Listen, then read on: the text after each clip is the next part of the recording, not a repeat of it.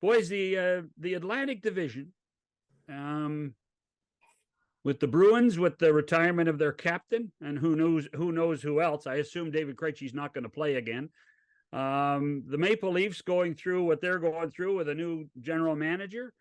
And then you see all the improvements made in Buffalo, in Detroit, and in Ottawa. Can somebody, maybe Kevin, you first, define what you think the Atlantic Division is going to look like by the end of the season? I'm horrible at this. Last year with the Bruins, I predicted the Bruins would. We all did. Yeah. Predicted the Bruins would be a number 7 or 8 seed, and of course, they always had a perfect season. Yeah, exactly. Yeah, nailed another one. So I'm gonna reach back to last year's and tell you that I was just prescient, and that here it is. And I got them again as a number 7 or 8 seed. But all the things you're saying are true. I think I'm in Buffalo now, and I've been saying to friends and relatives here that I think this is going to be a different year for Buffalo. I think they're going to get in there, and they're very let's say pessimistic here in Buffalo. That's going to be true because they've had their hearts broken so many times. But I think they're better. Ottawa is obviously better. They go out and get themselves an elite scorer. So I think it's going to be tighter. I think Ottawa, maybe the goaltending is still in question, but Korpisalo's there now. So, I mean, at least he's got a bit of a track record, right? He does. I mean, am I fully on board with him? No, but I do think he's good. I mean, that's the old Leaf game, right? Take somebody else's backup or share a job who's done a good job in that and say, oh, he's going to be our number one. And it just never works because number ones are so difficult to come by and require such a mindset, I think, that it often doesn't happen. So we'll see how he handles that one. 2 thoughts on just that. I mean, the Montreal Canadiens, you didn't mention them, and nor should you. I think people in Montreal should start getting their heads around the fact that this is going to be a bad team for a long time.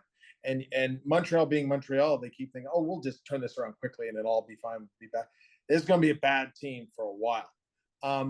The team that I'm a little more bullish on than the Buffalo Sabres is the Detroit Red Wings. I'm a big Steve Yzerman believer. I think the moves they made, to all the different things that they've acquired, from Alex DeBrincat to Alex Lyon and net to, a number of things they've done. And with the young players they've got coming, I really think Detroit will be the team that jumps ahead of Buffalo and Ottawa and starts to challenge Boston and Tampa and Toronto towards the top of the division. Well, and you haven't mentioned the Stanley Cup finalist yet either. In the Florida Panthers. That's true. That's true. Well, because the word fluke jumps to mind. I'm not fluke. That's a bit unfair. They're a better team than that, but they're going to lose some players.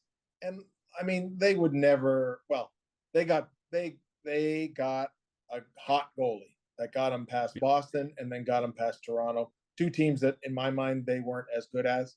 But that's what the playoffs often is. And so, is goalie Bob going to do that again for a longer string next year and make them a great team? I'm not so sure about that. Yeah. And going back to the quick on Damien's point about the number 1 goalie, Vegas won the cup with basically 2.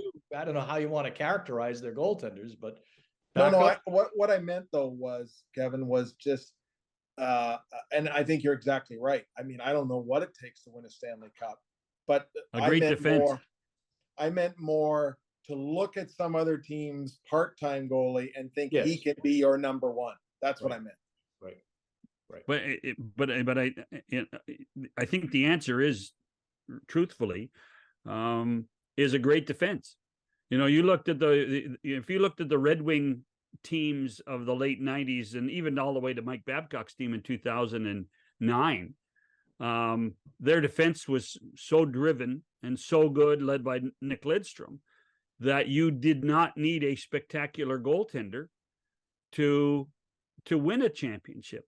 It was spend your money on other priorities on your blue line.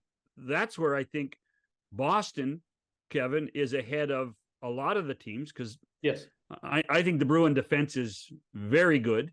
I mean, when you talk about what's not in Boston, nobody's mentioning there's still McAvoy, Hampus Lindholm. They're getting everybody signed. They're doing a good job that way. And that was the best assist that Linus Ullmark and Swayman had last year, was a solid defense, right?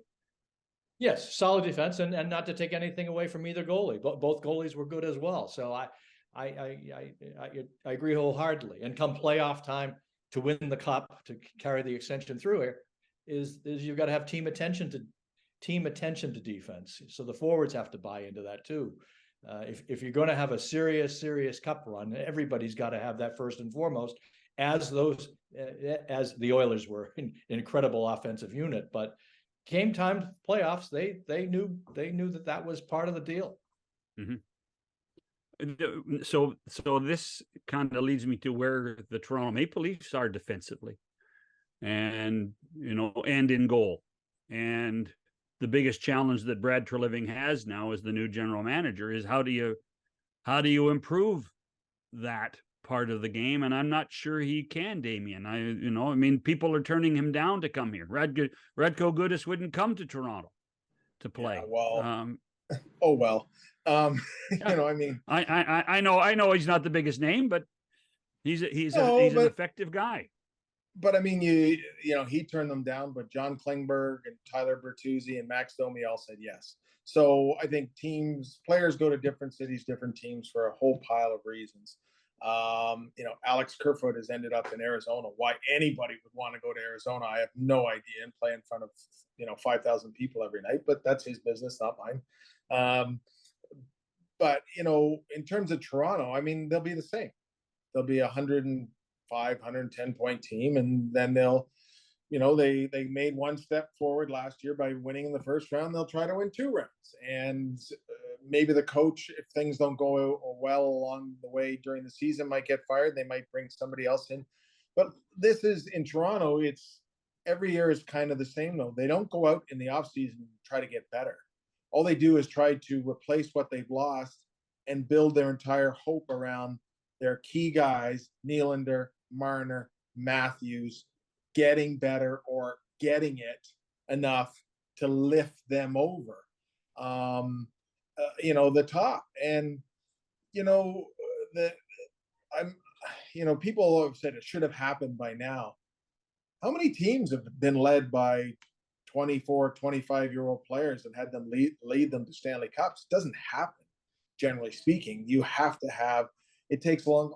How old was Steven Stamkos when he finally won it? How old was Victor Hedman? So the problem for teams like Toronto, given the way the system's set up now, is will they run out of time and those guys will become free agents and they'll lose 1 or 2 or all of them at some point. And that's the challenge. But that's what the Leafs are all about. Will our guys get it in time for us to, for them to win the cup? Do you think Matthews is overvalued in Toronto? Do I think he is? Yeah, I think he's kind of weirdly undervalued, to be honest. I mean, this guy is, I think you can make an argument that he is the best player they've ever acquired through the entry draft. The other ones would be Darryl Sittler, Lanny McDonald, obviously. Wendell. Yeah, well, I would put him far ahead of with all. But I'm just saying that kind of gives you an indication of and let's face it, they are a team that's not had that. They've made a lot of mistakes in the entry draft. I mean, he's one of the best 5 players in the game, and people in Toronto kind of look at him askance, or some people do. I think that maybe has to do because he's not a good old Canadian boy like Doug Gilmour or Wendell Clark. That might have something to do with it. They never loved Matt as much as they loved Wendell. Or Dougie, you're right. Right. And, he's not Matthews is not a physical guy, goes out there and beats people up and puts people through the boards. He's just a fantastic, in my view, player that 31 other teams around the league are hoping the Leafs make the mistake and make him available, that they'll go out and get him.